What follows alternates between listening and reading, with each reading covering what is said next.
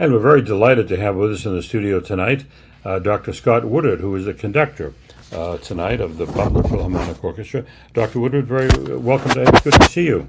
Thank you so much for having me, Steve. It's wonderful to talk with you. Now, I'd like to talk a little bit about the program that you're going to be conducting tonight, but before we do, just a little bit about your career, because you conduct not only the Butler Philharmonic Orchestra, but also the West Virginia State Philharmonic Orchestra. You've conducted around the United States, and I notice as well that you've conducted in Italy and Florence, in Italy and Russia, and you conducted the Florence Chamber Orchestra. Tell us a little bit about your work with the Florence Orchestra. It's a wonderful orchestra. I went there nearly 2 years ago as part of a conductor exchange, and had the opportunity to conduct a wonderful program of Mozart, Mozart's Symphony No. 40, the great G minor, and it also happened to be brass week there. And little known fact, I'm a brass player. Way back in the day, I was a trumpet player. And we had soloists we had two horn soloists, we had a tuba soloist on a concerto I had never conducted before, but it was a week-long celebration of brass, and there's such a wonderful orchestra, so amazingly giving. I had a wonderful experience there. I hope to go back. Well, that's terrific. I notice also that you are a teacher, and Yes. You're on the faculty. Where are my notes here? You're on the faculty of the West Virginia State University. Tell us about your work in education, because I noticed that you're very dedicated, from the notes that I read, to helping young people, not just musicians, but young people in general, to learn to love classical music, and it's so critical. Yes, indeed. I mean, despite my youthful good looks, I have been teaching 39 years. I'm getting Wow. ready to start my Wow. 40th year of teaching at all levels of education. I began in the public school system as a high school band director before I made the jump to higher education about 20 years ago. So young people and making music and sharing that gift of music with young people has been something in my heart and soul since really in my junior high days. I was one of those weird individuals who knew from the seventh grade on that I wanted to stand in front of ensembles, and it began with young people. I annoyed my teachers long enough that they let me stand up in front of ensembles far before I was ever prepared to do so, and so consequently I've spent a life not only in professional music making, but encouraging young people to make music and trying to share that gift about the beauty and power of music that was given to me by teachers. You know, throughout my career in classical radio, which spans 50 years, if you can believe it, because I know I don't look at, we hear almost all the time, we hear that classical music is dying and that the audience is dying and it's going to be over. But it's been 50 years I've been hearing this, and we seem to be doing just fine. As a matter of fact, classical radio, particularly with recent political events, has never been done better. So what's going on? Well, you're absolutely right. I mean, it's the sky has always been falling on classical music, and you know, it's unfortunate because there's still a wonderful audience out there, a supportive audience here in Butler County in Ohio. We have an amazing group of people who support this organization. They come to every concert. They're knowledgeable. They want to know what are you programming? What can I come and hear this season and things like that. So, you know, I think there are a lot of henny pennies in the world of classical music who do think that the sky is falling on us. But you know, we're getting ready tomorrow night to play Beethoven after all these centuries, and he's still as strong as he ever was. And so I think he's safe. I really do. Yes, I think he's pretty safe too. You know, actually, we live in a way in a golden age of in the sense of having access to classical music. It's all over. It's on Spotify. It's on thisify and thatify, and so anybody who wants to dive in can do it at their fingertips. Now, there's a kind of a dark side to that too, but mostly it's just wonderfully accessible, like it's never been before. Indeed. I mean, we all carry a supercomputer in our pockets, and Right. we can access YouTube, and we can access all of those streaming services. And what I hope is that access creates in people a desire to go to the concert hall, because you and I both know that there is absolutely no substitute for experiencing live music. We can listen to Bernstein conduct Beethoven 3 100 times, and it will always be the same. But we can come to the concert hall, and it will be different in some way, whether minute or monumental. It will be different every time. It will reflect the emotions of the players.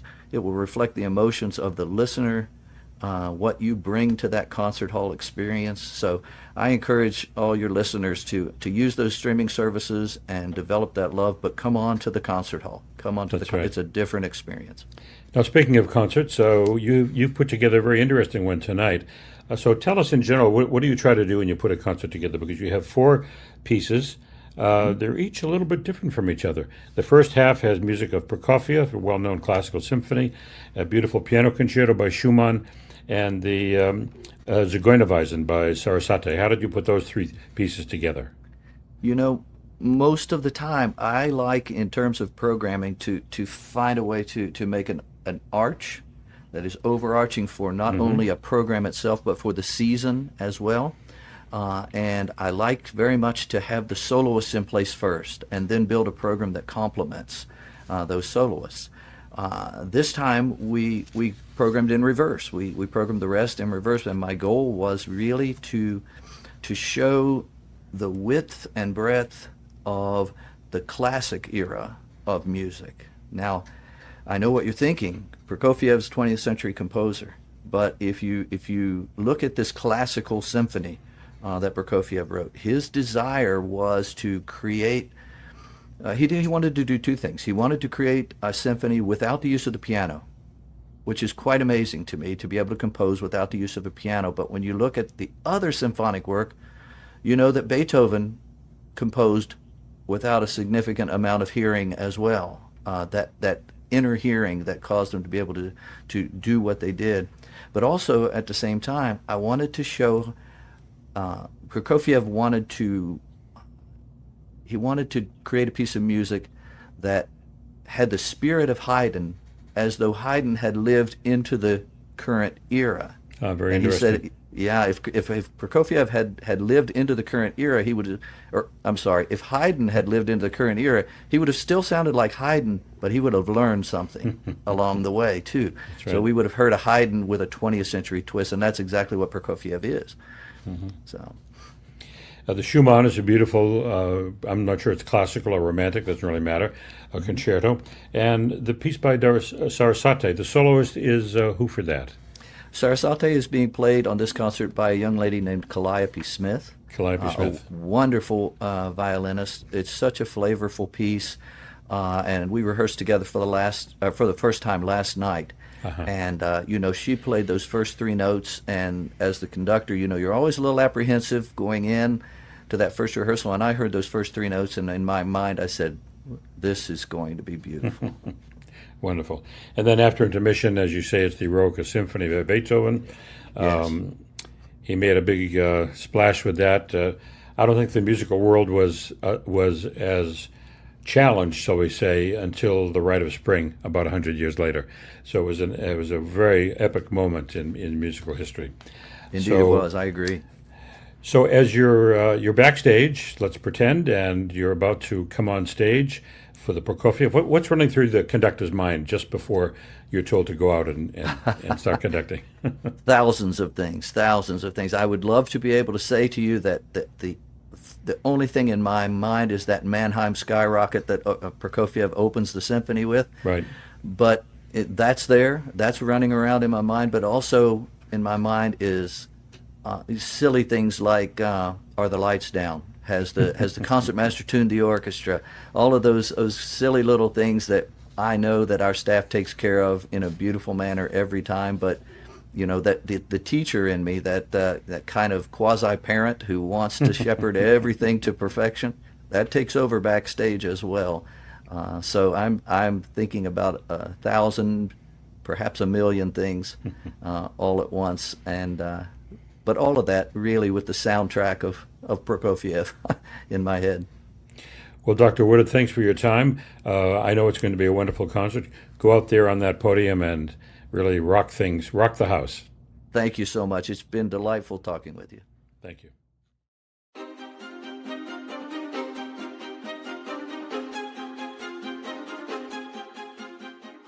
And we're delighted to have with us in the studio tonight Vincent Phelan, who is the concertmaster of the Butler Philharmonic Orchestra. Vincent, welcome to the studio. It's good to have you here. Thank you. Nice to be here. Now, I have a question for you. What does the concertmaster do besides play the violin? Well, in our orchestra, our conductor is a trumpet player before he was a conductor. So he has a lot of questions for me about issues relating to string playing, particularly. And I'm there to assist him in advising the string sections about how to, make the music sound the way Scott wants it to sound through the technique that is specific to us. So that's one thing. Of course, leadership comes from different places in the orchestra. In addition to the conductor, each section leader is responsible for keeping his or her section cohesive, and then all the section leaders are kind of looking to the concertmaster, primarily because the first violins have the principal line most of the time in any typical symphony. Mm-hmm. And are you also responsible for the bowing and getting the bows to all go in the same direction? Yeah, some of that has to do with visuals. That when people go to a concert, we all look more impressive if our bows are all going in the same direction. But there's more to it than that. It's actually also has to do with the bottom of the bow, what we call the frog of the bow, where we hold the bow, is heavier than the tip of the bow. Mm-hmm. So we get different sounds out of what part of the bow we're playing in. So it's not just the direction of the bow, it's also where in the bow we are playing. And that's another part of the leadership, is that the section players are looking to the principals to play in the same part of the bow, so we have a cohesive sound. Mm-hmm. Now, you've been playing the violin for many, many, many years, but one teacher that you've had quite a few teachers, but one jumped out at me, and that's Dorothy DeLay, who's one of the most famous violin teachers in the world. Was that at Juilliard? No, it was at the University of Cincinnati College Conservatory of Music. Miss DeLay would come there several times each semester, and I would be privileged to have lessons with her, in addition to a weekly teacher who was her assistant. Mm-hmm. Now, you also teach at the God's Bible School in college. Where is that, and what actually do you teach there? Well, I'm an adjunct violin professor there, and that school is located in an area of Cincinnati called Mount Auburn. It's an older community, and God's Bible College is just about 125 years old, so it's been around a long time. It's a wonderful school, and the students are always very hardworking. Many of them come from rural areas throughout the country, and in some cases internationally. And a lot of them haven't had much opportunity because they're in rural areas to have good instruction. So they're always very eager to learn, but we have a lot of work to do with the students in order to help them get to where they want to be as violinists. Now, before we talk about the program tonight, want to focus on one of the pieces there. You did get one distinction, which I read in your background, which I just have to tell people. In 2015, you were awarded the Studio Teacher of the Year by the Ohio String Teachers Association, which is a wonderful compliment, wonderful award to get. You must have been pretty thrilled to get that. I was. I was very pleased to be recognized for my studio teaching. I also, in addition to working at the college, my wife and I run a nonprofit organization for a violin school where we can offer scholarship assistance to people with financial needs. So what we're trying to do is maintain a very diverse population. We've got people that can afford lessons, and then people that are struggling to make ends meet, and violin isn't really in their budget. So we try to make that available, and we've been doing it for 30 years. Oh my goodness.